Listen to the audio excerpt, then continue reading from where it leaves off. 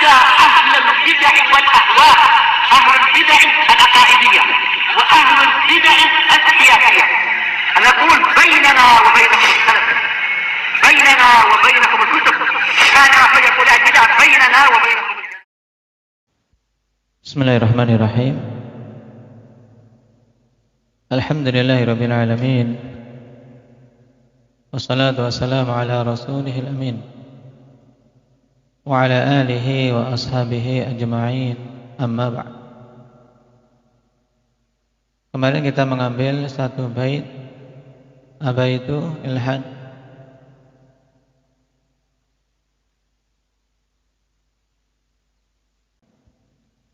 Taib, wa min masailil ahkami fil tab' yathbutu la idza istaqalla fawaqa. Diambil dari bait ini kaidah apa? Kaidah apa Kasya?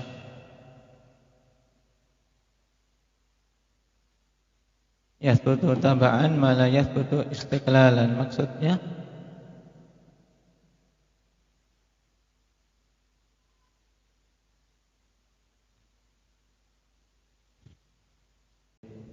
bahwasanya ada beberapa hal, beberapa permasalahan di dalam syariat kita yang bisa ditetapkan ketika dia itu menjadi pengikut saja, namun tidak bisa ditetapkan ketika berdiri sendiri. Contoh yang paling mudah kemarin terkait dengan perbuatan-perbuatan dalam salat. Taib, makmum mengikuti imam. Taib, pada gerakan-gerakan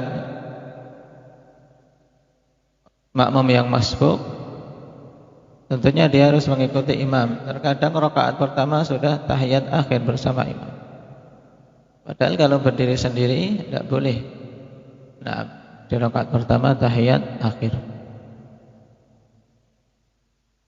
Taib,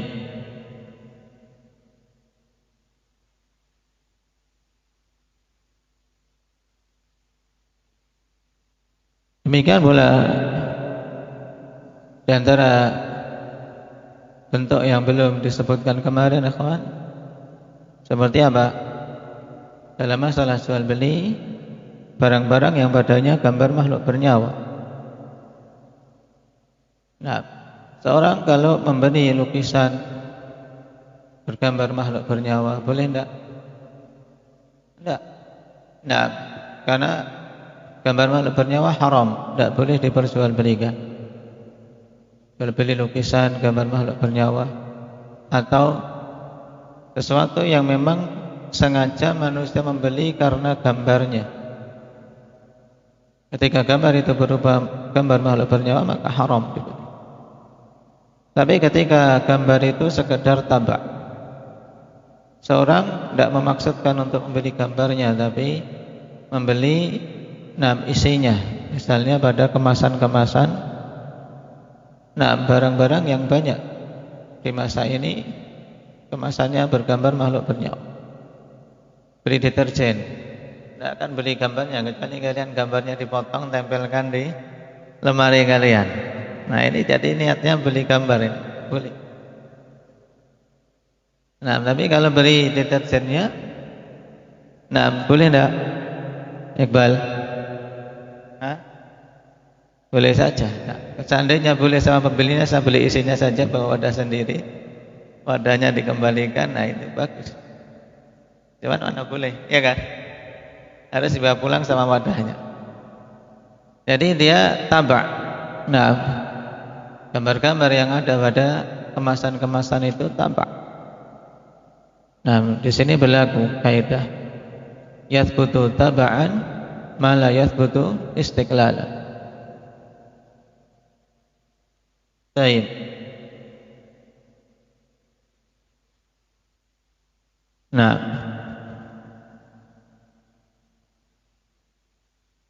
Contoh yang lain Abahat, datangkan contoh Ibror.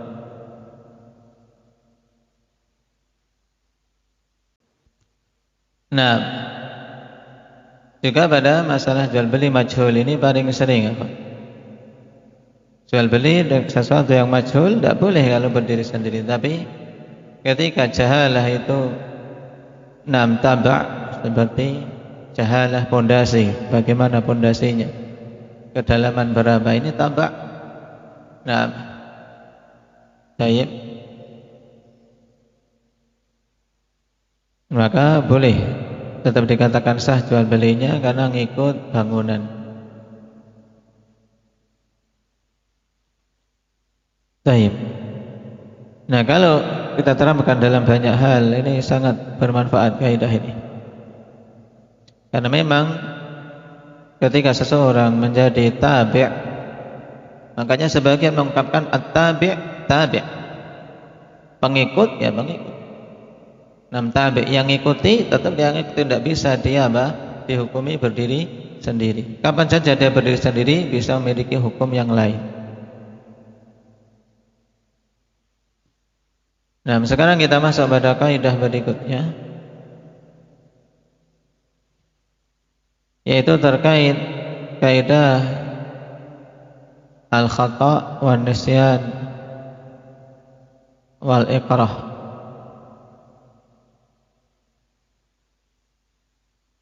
Dan kaidah yang berkaitan dengan masalah dhaman, karena ini terkait satu sama lain.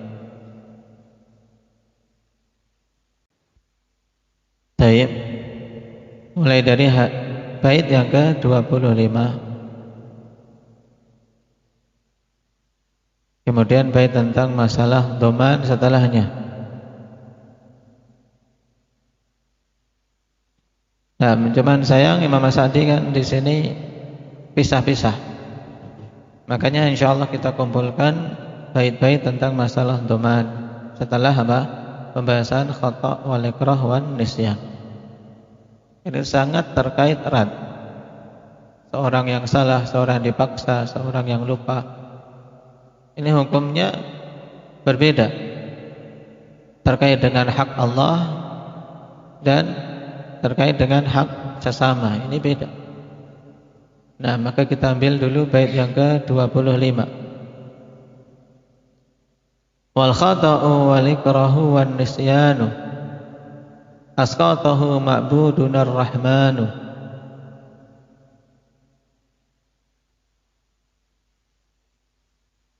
Al-khata',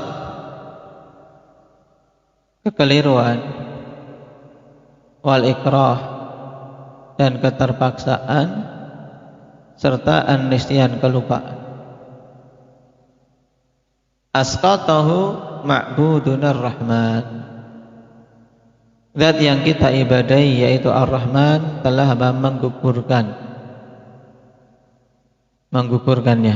Maksudnya menggugurkannya itu menggugurkan dosa dari orang-orang yang melakukan suatu perbuatan karena keliru atau karena terpaksa atau karena lupa. Baik.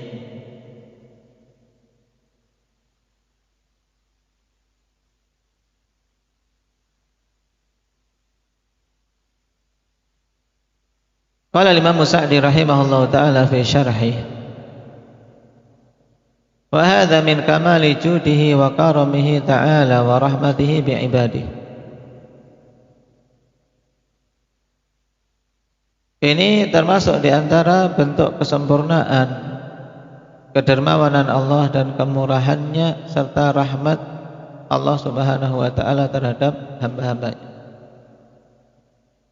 Annahu lamma kallafa ibadahu bi awamira yaf'alunaha wa nawahi yajtanibuha, annahu idza sadara minhum ikhlalun bil ma'mur aw irtikabun lil mahdhur nisyanan aw khata'an aw ikrahan annahu ya'fu anhum wa yusamihuhum. Perhatikan syarah ringkas ini, ikhwan. Nah, setelah menegaskan bahwasanya pembahasan kita ini merupakan salah satu bentuk dari kesempurnaan, kepemurahan dan rahmat Allah terhadap hamba, yaitu apa? Yaitu tatkala Allah berikan taklif, pembebanan kepada hamba-hambanya.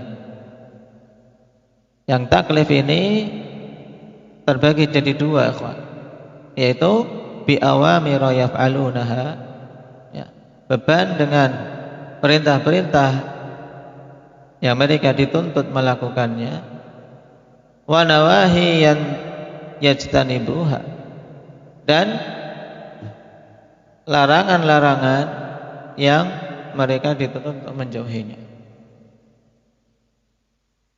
Jadi dari kalimat ini jelas bahwasanya taklif yang Allah berikan kepada hamba berupa apa? Berupa salah satu dari dua hal ini. Apa tadi? Apa bentuk taklif yang ada ini, Tariq? Berupa perintah. Yang kedua berupa larangan.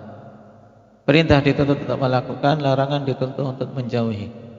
Nah, ketika Allah berikan beban seperti ini, apabila muncul dari para mukallaf ikhlalun bil ma'mur aw irtikabun lil mahdhur, yaitu kekurangan dalam melaksanakan perintah atau penerjangan terhadap hal-hal yang dilarang. Nisyanan aw khata'an aw ikrahan, ini maf'ul li ajli, dikarenakan lupa atau salah atau terpaksa, maka sungguhnya Allah akan memaafkan mereka. Nah, Allah akan mengampuni mereka dan memaafkan mereka. Jadi kesimpulan dari kalimat ini yaitu apa? Allah Subhanahu wa ta'ala ketika memberikan perintah kepada hamba-hambanya, kok hamba tadi kurang dalam menunaikan perintah atau bahkan meninggalkan perintah karena lupa atau karena salah, keliru atau karena terpaksa, maka dosa tidak dosa. Allah Subhanahu wa ta'ala ampuni. Demikian pula sebaliknya, ketika Allah larang dari suatu perkara, kok hamba tadi menerjangnya karena lupa atau karena terpaksa atau karena kekeliruan, maka Allah Subhanahu wa ta'ala akan ampuni. Ini terkait dengan hak Allah Subhanahu wa ta'ala. Liqaulihi sallallahu alaihi wasallam, ufiya li ummati 'anil khata'i wan nisyani wa mastukrihu alaihi.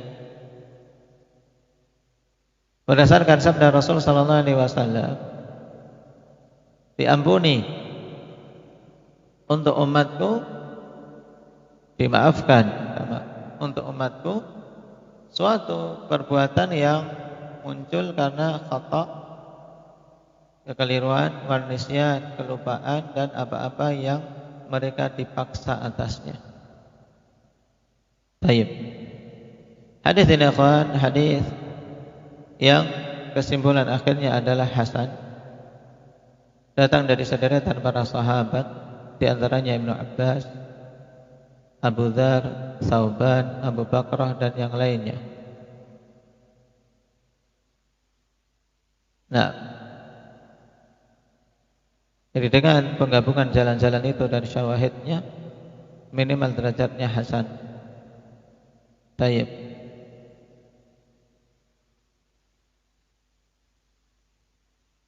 Di antara yang mensyarah dan menjelaskan hadis ini dengan sangat bagus, Al-Hafidz Ibnu Rajab dalam Jami' Ulum beliau.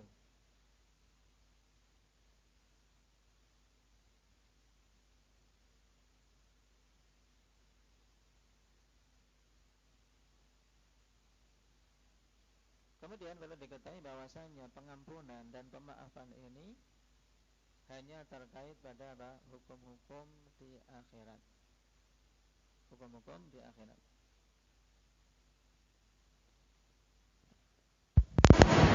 Baik.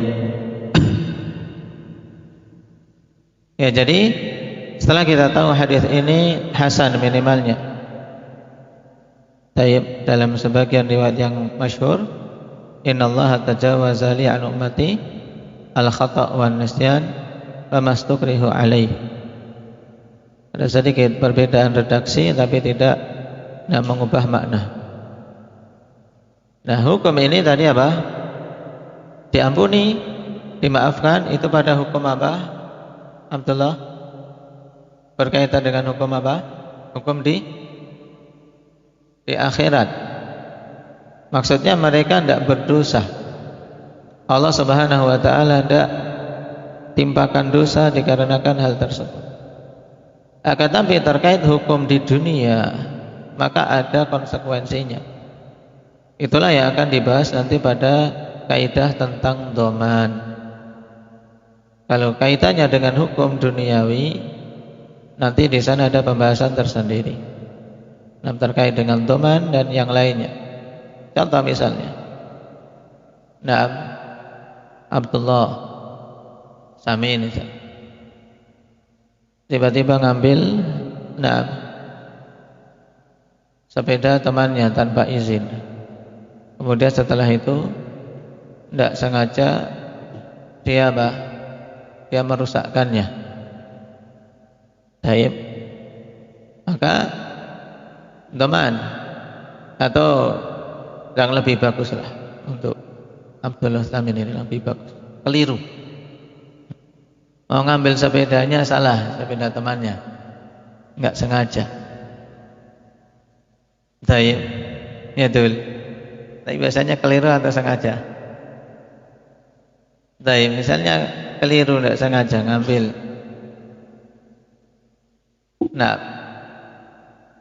Kemudian kok rusak. Nah, ini karena keliru. Pikirannya milik sendiri, ternyata milik orang. Allah Subhanahu wa taala ampun. Tapi ketika rusak dia wajib mengganti. Itu yang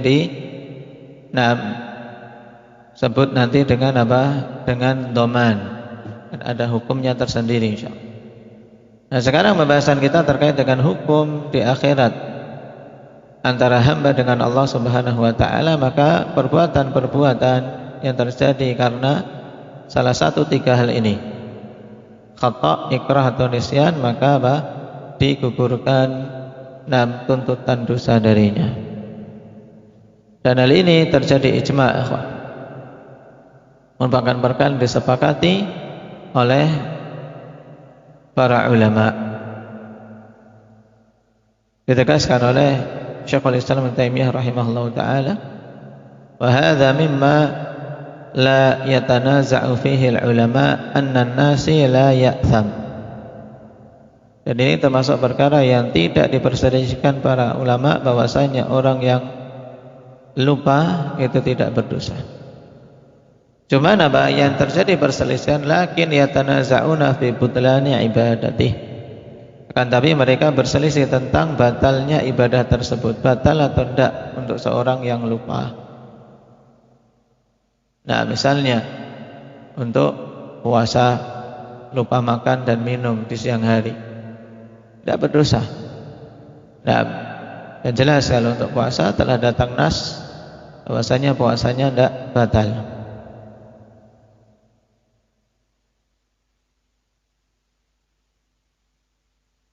Baik.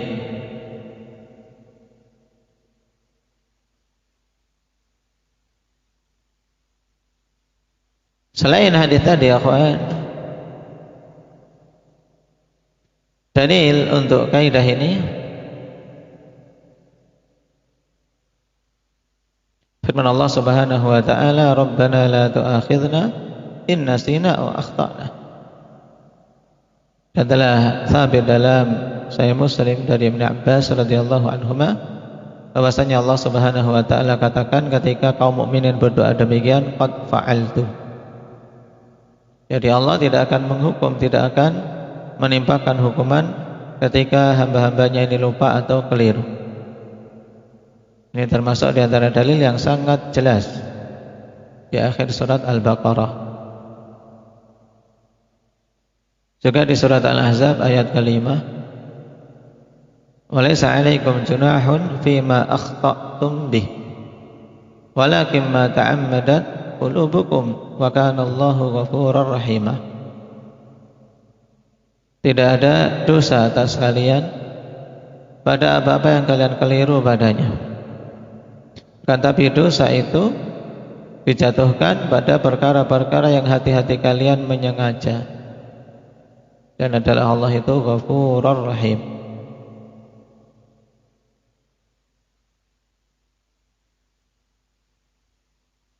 Tayyib. Ini khata', nisyan juga sudah. Tinggal ikrah di dalam Al-Quran, yaitu pada surat An-Nahl ayat 106. Illa man ukriha wa qalbuhu mutmainnun bil iman. Walakin man syaraha bil kufri sadran fa alaihim ghadabun min Allah wa lahum adzabun azim. Syahidnya illa man ukriha. Taib, kecuali orang-orang yang dipaksa dalam keadaan hatinya tetap di atas keimanan. Walaupun mulutnya mengucapkan kalimat kufur, tidak dianggap kafir karena kondisi terpaksa. Cuma nanti akan ada kriteria ikrah yang mu'tabar di dalam syariat ini. Butuh dhabit. Butuh dhabit. Keterpaksaan yang bagaimana, yang dengannya gugur dosa ketika seorang melakukan suatu penyelisihan karenanya. Qala Ibnu Rajab rahimahullah fi Syarhil Arba'in, ba'dama dzakara an-nusus ad-dalata ala raf'il itsmi 'anil mukhti' wan nasi, wal adharu wallahu a'lam anna an-nasiya wal mukhti'a qad 'ufiya 'anhuma bimakna rufi'al itsmu anhuma. Ya, Ibnu Rajab rahimahullah ta'ala dalam Syarah Arba'in, kitab beliau yang mensyarah Arba'in An-Nawawiyah, judulnya apa? Al-Hafidz Ibnu Rajab ini judulnya apa, Ahmad? Jami'ul Ulum wal Hikam. Sebagaimana judulnya, kitab ini mengumpulkan ilmu-ilmu dan hikmah-hikmah.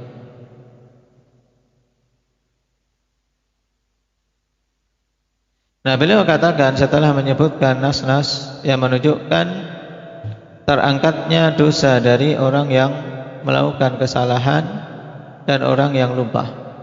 Kata beliau, wal adhar wallahu a'lam, yang nampak bagiku lebih kuat bahwasanya seorang yang lupa atau seorang yang keliru telah dimaafkan darinya. Maknanya yaitu dosa diangkat dari keduanya, dalam artian tidak dikenakan dosa. Kenapa? Li'anal itsma murattabun 'alal maqasidi wan niyat. Ini alasannya. Karena dosa itu dijadikan sebagai apa? Konsekuensi atas tujuan-tujuan dan niatan-niatan. Dosa itu kan apa? Konsekuensi dari suatu apa? Perkara yang dilakukan karena tujuan dan karena niat. Wa nasi'u wal mukhti la qasda lahuma fala itsma 'alaihima. Sedangkan orang yang lupa dan orang yang keliru tidak memiliki apa? Maksud pada perbuatannya. Nah, ini yang dimaksud dengan kekeliruan, ikhwan. Dimaksud dengan al-khata' dan pelakunya namanya apa? Mukhti. Bedakan nanti al-mukhti dengan al-khati'.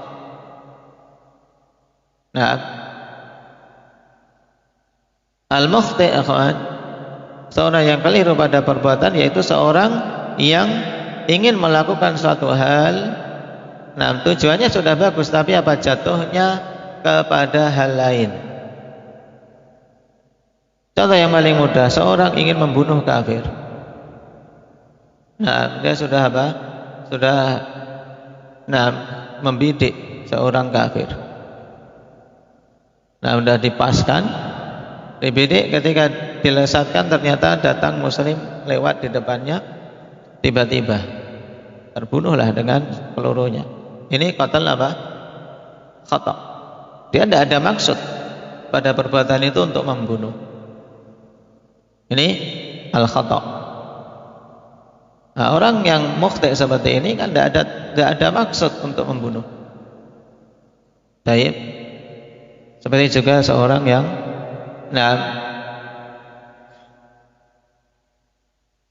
berkendara kemudian tidak memaksudkan untuk menabrak, tapi tertabrak orang yang wal'iyadzubillah, ini mukhti. Seandainya meninggal maka masuknya dalam qatlul khata', pembunuhan karena suatu kekeliruan atau kesalahan. Ini yang dimaksud dengan dengan al-khata' yang dimaksud di sini. Sedangkan nasi yaitu seorang yang lupa. Seorang yang lupa perbuatannya, tidak ada maksud, tidak ada niat karena lupa. Makan minum ketika bulan Ramadan, dia puasa. Lihat es kok enak tersaji di meja, kemudian dia langsung minum. Lupa kalau dia puasa. Ini pada keduanya, karena amalan tersebut tidak ada qasd padanya, fala itsma alaihima, tidak ada dosa atas keduanya. Qala wa amma raf'ul afkami falaysa muradan min hadhihi an-nusus fayahtaju fi thubutiha wa nafyiha ila dalilin akhar. Adapun pengangkatan hukum-hukum, maka bukankah yang dimaksudkan pada nas-nas ini, yaitu nas-nas yang disebutkan tadi ikhwan, tentang dalil al-khata', kemudian an-nasi, al-mukhti' dan nasi, itu bukan masalah pengangkatan hukum, sehingga tidak diinginkan dalam nas-nas ini, sehingga butuh untuk menetapkan hukum bagi orang yang lupa pada perbuatannya atau orang yang keliru pada perbuatannya, tentang penetapan dan peniadaan hukum darinya. Ini butuh dalil yang lain. Seperti misalnya seorang yang membunuh dengan kekeliruan, itu penetapan hukum untuknya kafarah, ya kan? Itu butuh dalil yang lain. Demikian pula seorang yang makan minum di siang hari bulan Ramadan karena lupa. Ini hukumnya bagaimana? Tidak berdampak pada puasanya. Puasanya tetap dilanjutkan. Ini butuh dalil yang lain. Tapi pada keduanya kita bisa menarik kesimpulan yang sama, bahwasanya terangkat dosa. Jadi pembahasan yang disebutkan pada dalil-dalil yang lain, ikhwan, yaitu semuanya berujung pada satu hal, yaitu bahwasanya dosa dimaafkan, digugurkan dari orang-orang yang melakukan suatu perbuatan karena kekeliruan atau karena kelupaan. Baik. Kemudian Imam Sa'di dikatakan tentang definisi khata'. Qala wal khata'u an yaqsuda bi fi'lihi syai'an fayusadifu fi'lahu ghairu ma qasadah. Kekeliruan itu maksudnya adalah seorang memaksudkan untuk perbuatannya tersebut sesuatu, tapi ternyata perbuatan tersebut mengenai selain apa yang dia maksudkan. Itu loh. Ini namanya khata'. Misal an yaqsuda qatla kafir, dia memaksudkan untuk membunuh kafir, fayusadifu musliman, tapi ternyata mengenai seorang muslim, sebagaimana penggambaran contoh yang saya sebutkan tadi. Maka yang seperti ini masuk definisi khata'. Pelakunya tadi walaupun membunuh muslim, dia berdosa enggak? Dia berdosa enggak, putra? Enggak berdosa. Taib. Cuman ada hukum yang lain, yaitu kafarah. Dan juga diyah. Itu untuk menetapkannya butuh kepada dalil tersendiri. Tidak cukup dengan kaidah ini saja. Qala wan nisyanu an yakuna dzakiran li syai' fayansahu 'indal fi'li. Adapun nisyan, kelupaan, yaitu an yakuna dzakiran li syai' fayansahu 'indal fi'li, di mana seseorang mengingat suatu perkara tapi kemudian terlupakan perkara itu ketika melakukan. Dia berpuasa, niat memang berpuasa pada hari itu, tapi ketika melakukan makan dan minum dia lupa saat itu. Namanya an-nasi, orang yang lupa. Wa kilahuma ma'fuun anhu, dan keduanya apa? Diampuni. Tayyib.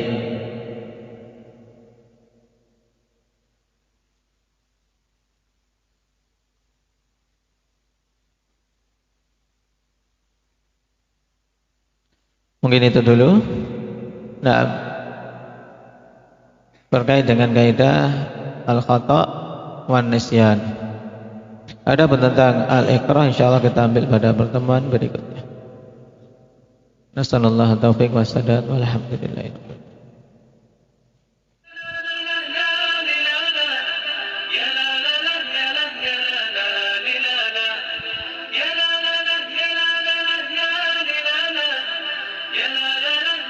la la